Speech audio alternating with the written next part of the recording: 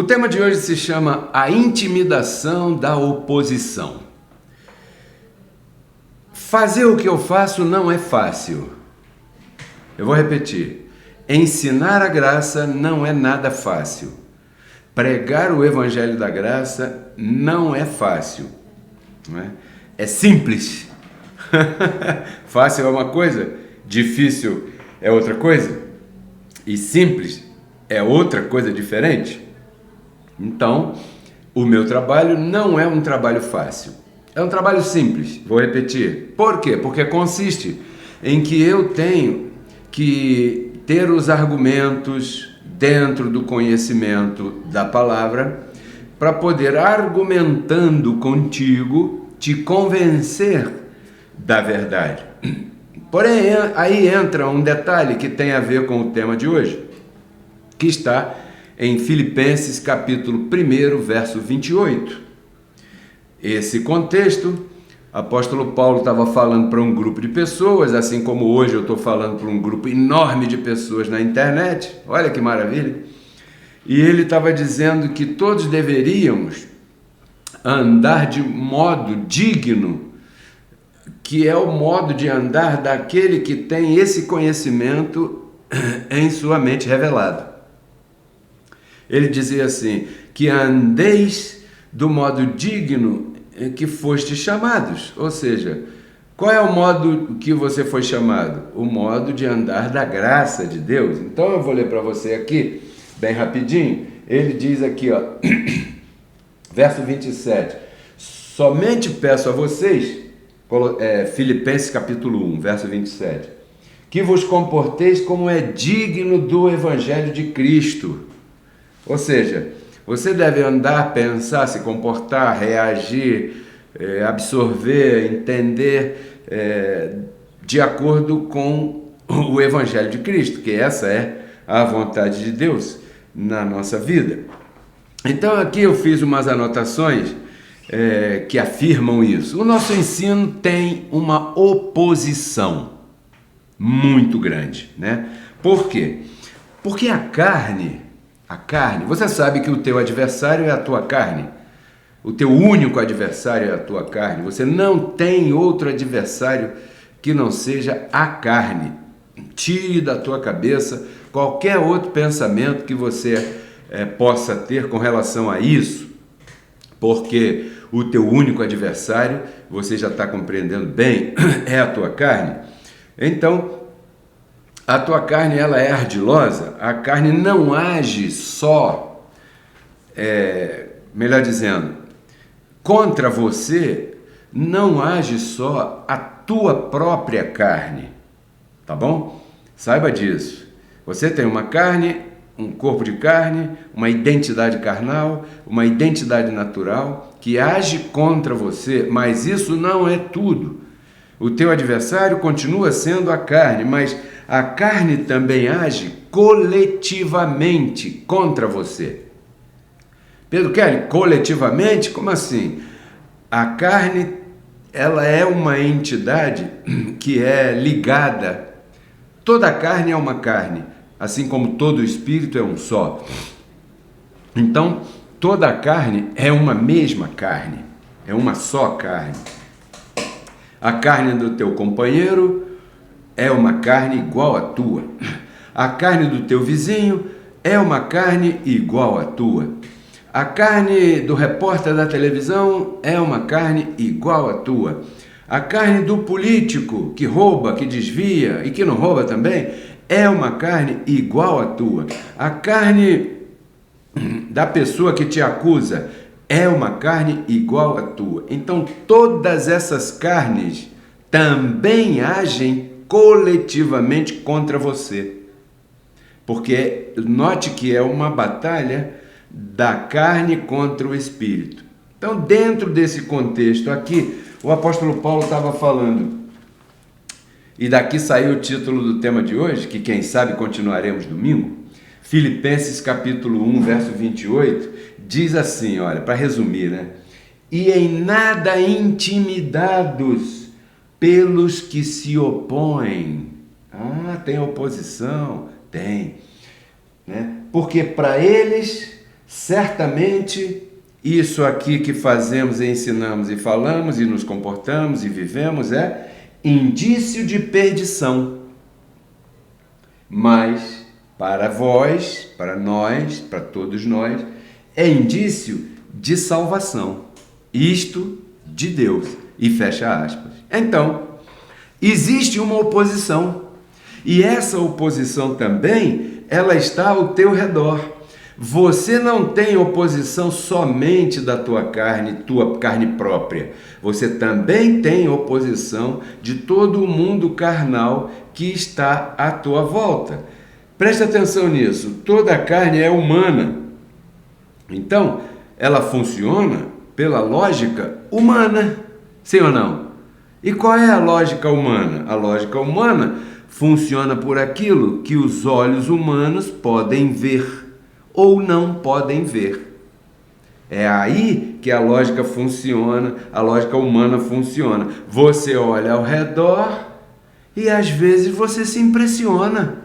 Você olha ao teu redor e nesse momento, dependendo do momento que você esteja passando, você vê e se vê fraco, em escassez, impotente, infeliz, e isso vai te dando um desespero, vai te causando um mal, e esse mal, essa causa, toda essa reverberação, ela vai se replicando contra você, porque esta é a oposição que você tem na tua vida. A lógica espiritual é o contrário dessa lógica aí. Veja como é que é a lógica humana. Por exemplo, a lógica humana é assim: eu sou abençoado, né? Alguém pode dizer isso, sou abençoado. E às vezes você tem algum tipo de comportamento que você vacilou aqui ou ali e alguém está te observando. E aí, né? O que a pessoa diz para você? Pô, abençoado? Do jeito que você fala, do jeito que você reagiu àquele comentário, do jeito que você fez isso, fez aquilo, essa falha aí que você cometeu, como é que você está perfeito em Cristo Jesus, como você diz? Essa é a lógica humana. A lógica humana funciona assim: vem cá, você não falou que está próspero? Como é que você não consegue nem comprar uma geladeira nova? Aí abre a geladeira, você diz que está próspero, fica dizendo que esse evangelho aí que você prega é o melhor, que ele é que traz prosperidade para você, e eu abro a tua geladeira, só tem água, e olha lá, e tudo mais, né? E você não diz que está próspero, como é que você não tem nem para ir para o trabalho? E na hora do almoço, você não tem nem para almoçar, não é? Essa é a lógica humana. A lógica humana, ela reage e age dessa maneira. A lógica espiritual, ela é contrária à lógica humana. Por exemplo, lá em 2 aos Coríntios, capítulo 12, olha aqui, vou te dar um exemplo da lógica espiritual, como é que funciona. 2 aos Coríntios, capítulo 12, verso 10. Veja se não é uma loucura tremenda isso aqui. E diz aqui, ó, por isso, abre aspas, né? Por amor a Cristo, eu me glorio nas fraquezas, nas debilidades, nas impossibilidades, nas afrontas, nas necessidades, nas perseguições, nas angústias, porque quando eu sou débil, quando eu sou fraco, então é aí que eu sou forte. Ou seja, essa é a lógica espiritual. Quando você está aparentemente impossibilitado, é o momento que você mais forte é. Por quê? Porque você está impossibilitado de agir pelo teu braço humano. Você está em necessidade, afrontado, perseguido, angustiado. Porque quando eu sou fraco, é aí que eu sou forte. Então alguém de fora olha isso, e isso para essa pessoa é o quê? Indício de perdição. Sim ou não? Por exemplo, eu costumo dizer que quando alguém chega novo aqui no Ministério da Graça, aqui no nosso ministério, começa a ouvir essa palavra maravilhosa que nós ministramos aqui, a vida dessa pessoa dá uma cambalhota. invariavelmente, né? Ela dá uma cambalhota e a pessoa começa a sentir e passar por determinadas coisas que até então não tinha sentido e nem tinha passado. Verdade? Por quê?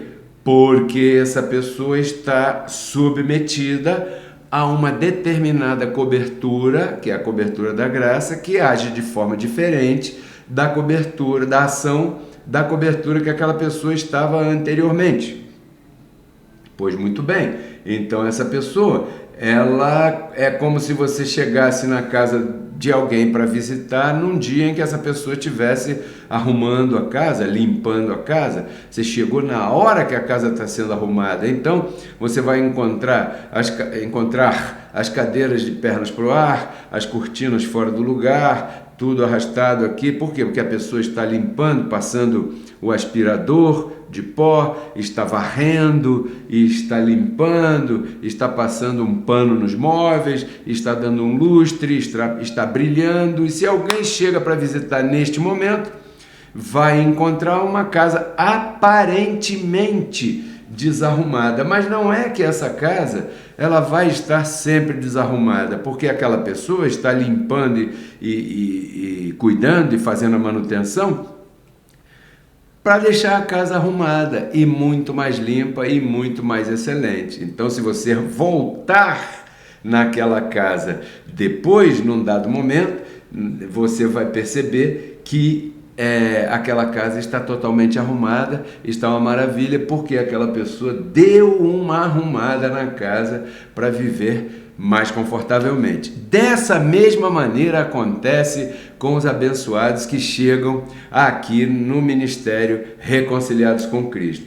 Invariavelmente, repito, a vida dá uma mexida e a palavra ela começa a consertar. É como se arrumasse a casa, ela começa a tirar aquela poeirinha daqui, tirar aquele pozinho dali, dar uma enfeitada naquele móvel, arrumar, colocar as coisas no seu devido lugar, as cortinas aqui e acolá, o sofá melhorado e tudo mais.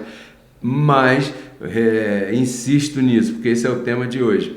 Para aquele que chega e vê, é um indício de perdição. Essa pessoa chegou nesse ministério da graça e aí, logo que chegou nesse ministério, começaram a acontecer umas coisas aí, eu não sei se isso está certo. Por quê? Porque essa é a lógica humana. E as pessoas todas, elas estão acostumadas, porque elas foram submetidas durante muito tempo à lógica humana. E a lógica humana é a lógica do sistema religioso. Olho por olho, dente por dente. É assim que era na época da lei de Moisés. E o sistema religioso, como mantém todo mundo debaixo de lei, ele ensina isso aí. Você, para agradar a Deus, tem que se vestir com aquelas roupas horrorosas que nós vemos aí pela rua.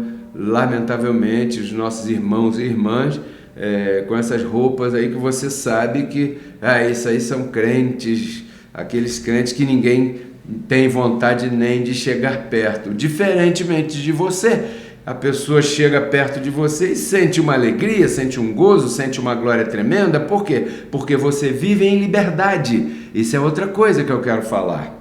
Você deve viver em liberdade, mas uma liberdade em que você saiba que pode dominar todas as coisas.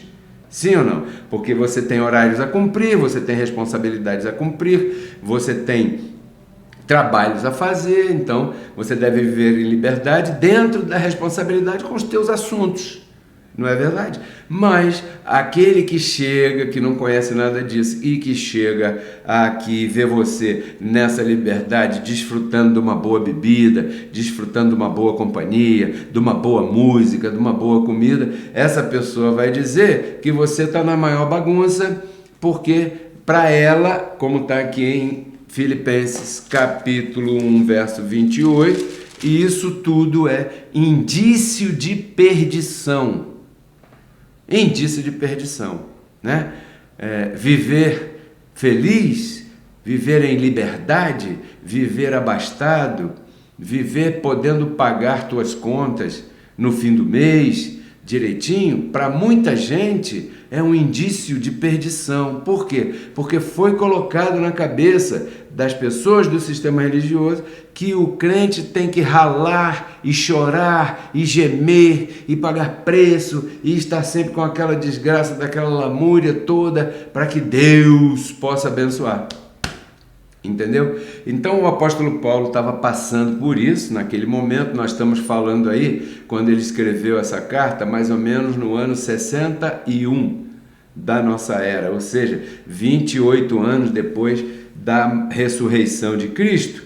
O apóstolo Paulo escreveu aos Filipenses e ele estava dizendo: olha, vocês devem continuar andando do modo digno do Evangelho da Graça de Cristo, né? E que não sejam intimidados por aqueles que se opõem, porque para eles tenham isso bem em mente. Isso aqui é indício de perdição, mas para nós é indício de salvação. Por que para eles é indício de perdição e para nós não? Preste atenção. Quando você começa a ouvir o Evangelho da Graça, essa palavra começa a limpar tua mente, começa a fazer uma limpeza, né? Pela lavagem da água pura pela palavra, diz o apóstolo Paulo. Pois bem, uma das primeiras coisas que esse ensinamento limpa da mente de todo mundo é aquilo do sacrifício que você possa fazer para conseguir a tua salvação espiritual. Não é verdade? Esse ensino, ele tira de você essa convicção religiosa que os religiosos têm de que o jejum, o sacrifício, a oração, o joelho no chão é quem faz mover a mão de Deus. Você, quando começa a experimentar a graça e experimentar, né, a moção, a movimentação da mão de Deus na tua vida, você vê, caramba, eu não jejuei, eu não fiquei de joelho no chão, eu não fiz visita lá no pastor para ele orar por mim, e Deus agiu na minha vida, me beneficiou. Então você começa a ver que aquilo que eles dizem lá não é verdade.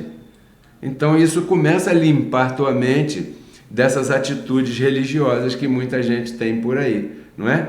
E os abençoados que estão no sistema religioso, eles não podem compreender como é que Deus pode agir na vida de alguém que vive em tanta alegria e tanta liberdade, apenas falando e ouvindo, falando e ouvindo. E aí eu me remeto agora àquela história que Jesus foi visitar aquela família lá do Lázaro, né? Que tinha, eram os irmãos, suas irmãs, era Marta e Maria. Jesus foi uma feita visitar a casa deles. E quando Jesus chegava, era uma honra, imagina.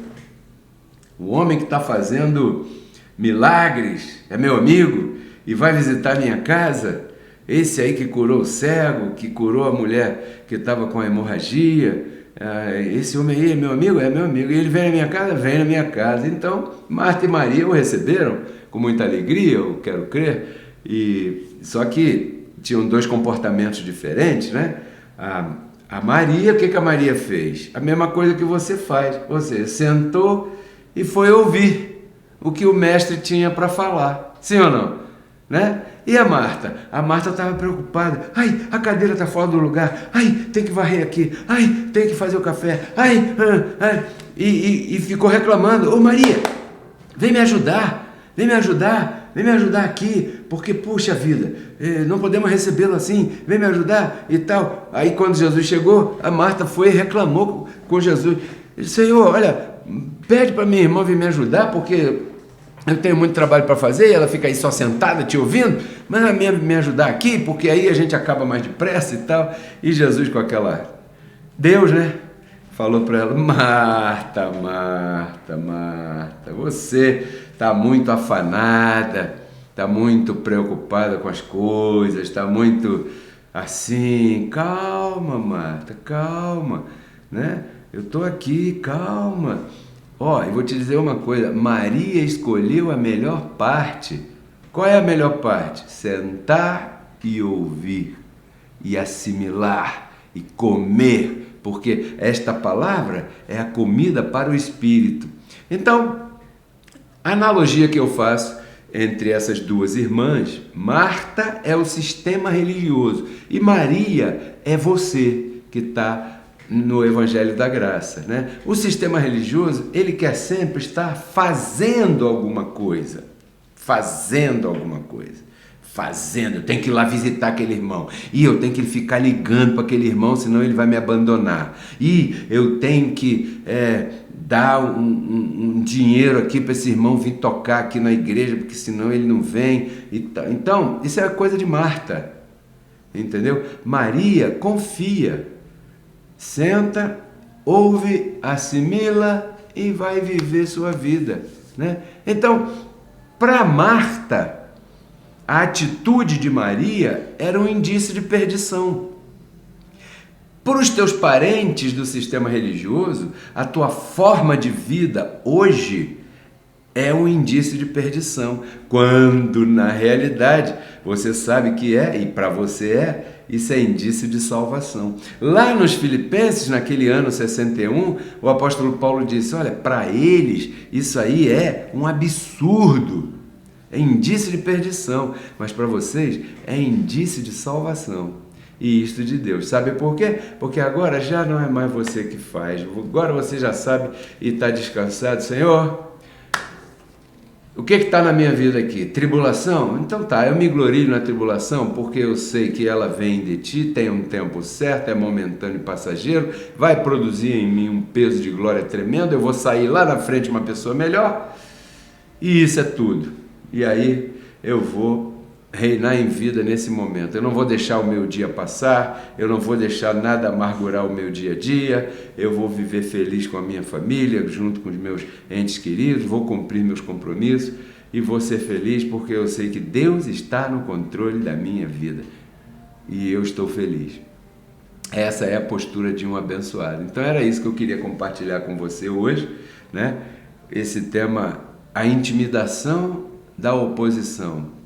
Para encerrar, eu tenho aqui um portanto. Portanto, não sinta medo, não tenha medo quando os teus olhos te mostrarem oposição ao que é espiritual. Não tenha medo disso. Isso é só um momento. Isso é só um momento. São coisas momentâneas na tua vida, né? É a tua carne tentando te intimidar. Então vou repetir uma frasinha do início. Olha, a carne, ela não age contra você somente a partir da tua própria carne. Não, a carne é uma coisa só, toda a carne. A carne age contra você a partir da carne de todo mundo. Você tem que estar ligado nas coisas do Espírito e não se deixar conduzir pela lógica carnal. Porque a carne é humana, e a humana tem uma lógica humana. Paulo chama isso de o homem natural. O homem natural não pode discernir as coisas do Espírito porque lhe parecem loucura, indício de perdição. Enquanto o espiritual julga todas as coisas. Julga o quê? Pensa. Espera aí, meus olhos estão me mostrando isso aqui.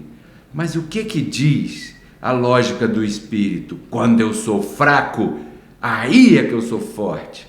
Então não vou me assustar com nada, vou dormir bem essa noite, vou ser feliz. E se eu acordar de madrugada e minha carne quiser tirar meu sono, eu vou colocar na rádio RCC e vou ouvir Pedro Kelly e o sono vai chegar e eu vou amanhecer feliz e o dia seguinte vai ser melhor do que o dia de hoje. Lembre-se que está escrito lá atrás, né, que o choro pode durar uma noite, mas a alegria vem pela manhã. Tá bom? Então eu quero agradecer a todos vocês que cooperam comigo, que colaboram comigo. Compartilhe esse link, inscreva-se no canal se você ainda não está inscrito no canal, né? E me ajude a levar essa palavra muito mais longe. E a você que deseja semear no Ministério Reconciliados com Cristo, aí está na tua tela os nossos códigos Pix. Hoje é dia 30 de junho de 2022, ainda dá tempo de você semear para colher no futuro próximo. Essa é a minha confissão, que você semeia e colhe imediatamente. Declaro que tudo que você semeou em junho, você colhe em julho. Lembre-se que julho começa amanhã e hoje ainda é junho. Nossos 2 códigos Pix na tua tela, eu te agradeço imensamente, porque dessa maneira a palavra corre e segue alcançando pessoas. Muito agradecido a todos vocês que semearam nesse mês de junho, a todos vocês que compartilharam nossos links nesse mês de junho, a todos vocês que se inscreveram no canal nesse mês de junho, a todos vocês que participaram comigo aqui pelo WhatsApp, né? Enviando para cá o seu testemunho, contando para mim um pouquinho do que essa palavra tem feito em suas vidas. O meu muito agradecido a todos vocês, porque esse é o respaldo do meu ministério. Muito legal, né? O pastor Samuel em São Paulo está dizendo aqui, ó, melhor dia, cheio da graça de Deus, apóstolo Pedro, glória a Deus por sua vida e graças a Deus por mais uma ministração poderosa da graça de Deus. É isso aí, um abraço para ele, é um abençoado que chegou recentemente e é pastor de 2 congregações em São Paulo e nos ouve aqui, nos acompanha e tomara que ele repita lá esses temas, não precisa nem dizer que ouviu de mim, isso não me importa. O que me importa é que a palavra corra e alcance um escolhido. Vou ficar por aqui até domingo às 10h30 da manhã com outra ministração poderosa que tem a força e a capacidade de mudar uma vida para melhor, para sempre. Tudo isso eu compartilho contigo para que você renove tua mente e transforme tua vida. Tchau.